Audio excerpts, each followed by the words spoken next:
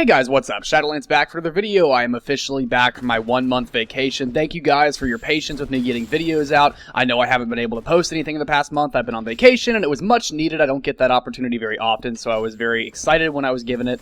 And thank you guys for your patience, but I am back now to my ordinary schedule. So without any further ado, let's dive into today's commentary about the latest update that Combat Arms has seen with the Ghost Hisec removal, the rank unlock removal, the higher GP gains, and all that other stuff that they put into this latest update. Actually, that last piece about the higher GP gains is not much to say on, honestly. I think it's kind of a nice thing to have so that younger, newer players, if you want to call them that, the combat babies, if you want to call them that, are able to get some more items and stuff, and it's easy for them to get into the game, especially given a few years ago how difficult it was when you were starting the game to get GP and buy weapons and have anything besides your crappy-ass M16A3 to use. It was really painful for a few years, actually. It was not as bad at the start of the game when there weren't so many overpowered weapons in the game. You could still compete a little bit, but nowadays when everyone's running around with maxes and awesome shotguns and other snipers and stuff, it's pretty much impossible to play the game with just the M16A3 unless you just have god-tier gameplay, which, by the way, I don't actually have super amazing gameplay today, guys. I was just getting my rust and bolts out and trying to clean up my act a little bit. So I got some decent gameplay, and it was enjoyable to. It was really enjoyable to play. So I apologize for the not super stellar gameplay today, but I just wanted to get this commentary out because it's really important to me to get back to you guys and get this commentary out. But now I want to get into the meat of the topic. First of all, the Ghost Hisec case removal. That's been kind of a controversial thing in the community and on the forums. I've talked to a few people, I interviewed a few people, just asking them what they thought, and it's a pretty good split. It's not exactly 50-50, but some people are happy about it and some people are not. It did provide a very casual way to get good items if you had Ghost Hisec keys, and they were tending to give out quite a few of those recently, so it wasn't that bad to actually acquire the keys as it had been in the past. If you guys remember back in the day with the gray and black Hisec cases, those were not very well liked because the gray Hisec cases never gave anything good, even if you were to get them for free, and the black Hisec cases you had to pay for, and getting black keys was pretty much the only way you could get it was to pay for it. There were occasionally events where you could get them for GP, and occasionally events where you could get them some other way, but it was very, very rare, and it was not very well liked. So that's why they replaced it with the ghost cases and the ghost keys, and that was a little bit more liked because you were able to get them. And then the ghost keys were very frequently handed out, like one a day or something for a while. You could buy them on the shop for a little while. You could still pay NX for them, and there was a lot of different ways you could get them. You could do jobs and activities to get them, so getting ghost Hisec keys were not bad, and they did sort of take the black Hisec case approach, and they had better gear in them, although it was a little bit too much tuned towards gear and not weapons, and most people want weapons, not gears, so it just depends on what you're looking for. But the ghost Hisec cases typically had a pretty good reception, although now they have this big thing about going more competitive, so it's harder to decide, should we keep the Ghost Hisec cases in the game or remove them, and it looks like they've gone with the removal path. And now there's some good sides and downsides to that. It does have this thing where it's like, okay, we've removed these things, they were really casual to get, you didn't have to do anything special, but it did provide this like extra thing in game that you could go do if you wanted to do. If you wanted to hunt for them, farm for them, you could go and do that, and it wasn't that difficult to do. And honestly, their whole thing about, okay, we want to remove this distraction from the battlefield, that has definitely appealed to the more competitive side of the game that they're trying to build. Now, honestly, am I in favor of this? Actually, yes. I actually do kind of look forward to this more competitive Combat Arms that we're getting. I think this game has had enormous competitive potential since day one. They fixed a lot of the issues like peeking and crouch spamming. I think they very effectively dealt with those, and obviously they're still working on some peak spots and such, but I think they are definitely heading in the right direction. I'm definitely having a lot less peak issues on maps like Kill Creek and Oil Rig, so it's not as much of an issue as it has been in the past. So, quite frankly, I'm okay with them moving towards this more competitive moveset, more competitive game that they're trying to build, and I think that's going to be something really, really good for the future of Combat Arms. Ghost Hisec case removal, that's obviously a bit controversial. I can see why they would want to remove them from Clan Wars immediately. Maybe they should have a server where you can still go and get these direct drops, but what they're talking about is that they're going to have these new missed ghost cases, which is something that you can just buy at the end of matches instead. Or, well, not really at the end of matches, like in the shop ordinarily, but you get the GP from it. It's going to be 4,500 GP or 700 NX per ghost case, but it's going to have the exact same rewards as the Ghost Hisec case.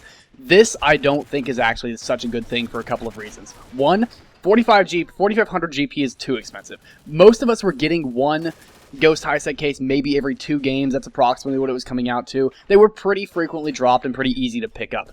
4,500 GP takes several games to earn if you're not playing Fireteam. If you're playing Ordinary Elimination, Elim Pro in those games, it can take 5 to 6, if not 7 or 8 games, depending on how long the games are and how well you do, to get that kind of GP. And so it doesn't balance out the same way that it used to. If we were looking at something more fair here, we would be looking at 2,000 GP, maybe 2,500 tops, and maybe like 300 NX, because the gear that you get out of this stuff isn't even that good. Although you can potentially get something really good out of it, the risk versus reward is not high enough to spend your GP on this. You're better off renting weapons that you can directly use and enjoy. So I'm not actually super in favor of them replacing these things. What I would rather see them do is give in-game rewards. So like if you ever played a game, actually literally any other game online has in-game rewards. Counter-Strike, Soldier Front 2 back in the day had it, Destiny has it.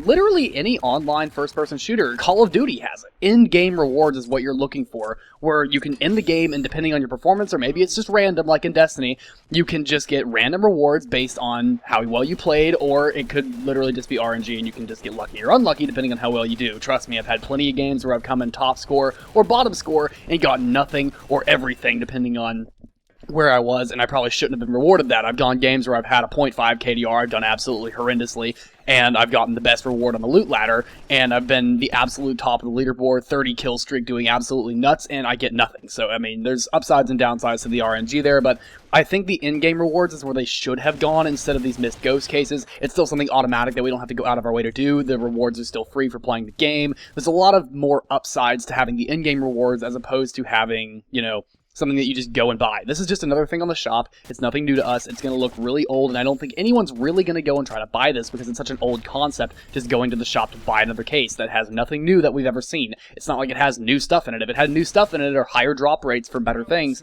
then maybe we'd be more inclined to go and buy those, but I'm not seeing a lot of sales going for this missed ghost case in the future. I don't think we're going to be seeing a lot of good support for that particular portion of the update. However, the Ghost Hisec case overall, I'm glad that's been removed, honestly. Although I can definitely make some arguments for why it would have been a good idea to keep them in the game. Perhaps keep one server where Ghost Hisec cases still drop. That's just more work on Nexon's part, and I would rather see them working on the new graphical updates and other bug fixes than trying to work around with Ghost Hisecs, because honestly, I don't think too many of us even made use of those, aside from when we were given the keys personally anyway.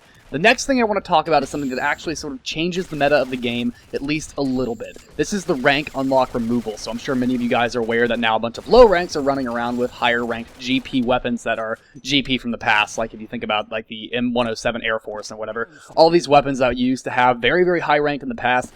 Any older players may feel like that's a little bit of salt in the wound right there, but quite frankly, being an older player myself, I don't think it's that bad. I think what it lets us do is quickly invite more people into the game, let them use good weapons to be competitive with the people who have been playing this game for a while. It gives them a slight bigger edge, and it's more likely to retain new members to the game. So if someone comes into the game, imagine that you're coming into the game for the first time. You've never played combat arms before. Do you want to just be handed your M16A3, or maybe a really crappy K2, or some other weapon that cannot compete with current meta, and then get forced to play games with people who are much higher rank and have these weapons, have been playing them for a long time? Think about how Call of Duty used to work back in the days of like Modern Warfare 2 and such, when you would go into the game and you would get put in with all these pros immediately. You'd get 1 or 2 kills and die 20 times. That's never fun, and that's not how you retain players. I think what Combat Arms is pushing here is a way to retain and also gain new players, not only like advertise to them and get them into the game and play the first couple of matches, but also to actually retain them, to say, wow, I went and I bought this really cool, powerful weapon, and I'm able to compete with these players that have been playing for a long time. Now, obviously, your skill level is going to take some honing, and it's going to need some work on it, but obviously, the issue won't be the weapons then so much. The weapons aren't going to be that big of an issue. And on top of that, mixing that with the higher GP gains for the ranked CSMs and below, it definitely allows them to go and afford those new weapons, which is really, really awesome. The last piece of this update that was getting put out was the whole gold coin and exclusive pass coin phased out. To be completely honest, I never used those in the first place, so I'm not super... I'm pretty indifferent on that whole update. I don't really use it, and I don't think it's really my place to speak on it. I'm going to assume that they know what they're doing. Honestly, I stopped using silver coins years ago when the Tau system got, like, meshed out or whatever, when we didn't need to get those nanotechs anymore. I literally have not used the roulette wheel since then. So, aside from that, I don't think it's going to be a super big deal for a lot of us. I don't think too many other high-end players are using those attributes of the game. So I don't think it's going to be that big of a gaming change thing. I really don't think it's going to be a big deal. So that pretty much sums up this update. They did do some minor fixes with the rank camouflage and some glitching spots on Silent Square, and they fixed some smoke effects and first aid kits, but aside from that, I don't think we're going to have too many other issues with the game going forward, and I will look forward to the next update where I can give you guys some good feedback on that, and I will see you guys in the next video. Thank you for rate, comment, and subscribing, and I will see you guys in the next video. Shadolance out.